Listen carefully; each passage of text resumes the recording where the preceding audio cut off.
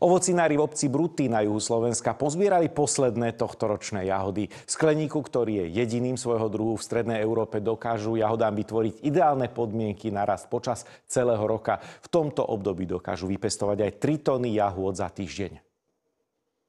V rozprávke o 12 mesiačikoch dostane Maruška nesplniteľnú úlohu – nájsť v zime jahody. Dnes už to tak celkom rozprávka nie je. Ja si myslím, že je to rarita, nakoľko moja mama alebo babka nepamätajú si na také dačo, že by v decembri takto mali jahody a teraz, keď prinesem domu jahody, tak neveria. Jahody dokážu ovocinári v obci Bruty dodávať na pulty slovenských obchodov takmer celý rok. Keď máme vrchol sezóny, tak dokážeme vyprodukovať okolo 20-25 tón jahôd na týždeň. Momentálne dokážeme zo skleníka vyprodukovať okolo 3 tón jahôd v tomto období. Tým jahodám pomáhame aj tým osvetlením, čo máme. Fakticky predĺžuje sa ten slnečný svit a tým pádom tie jahody dokážu tvoriť aj tie kvety, aj potom lepšie dozrievajú a celý ten cyklus je taký proste kontrolovateľný. Hoci ovocinári v Brutoch dnes pozbierali posledné jahody, práce v skleníku nekončia. Po tomto zbere my sme chceli tie rastliny pripraviť na ďalšiu sezónu, to značí, že odstavia sa od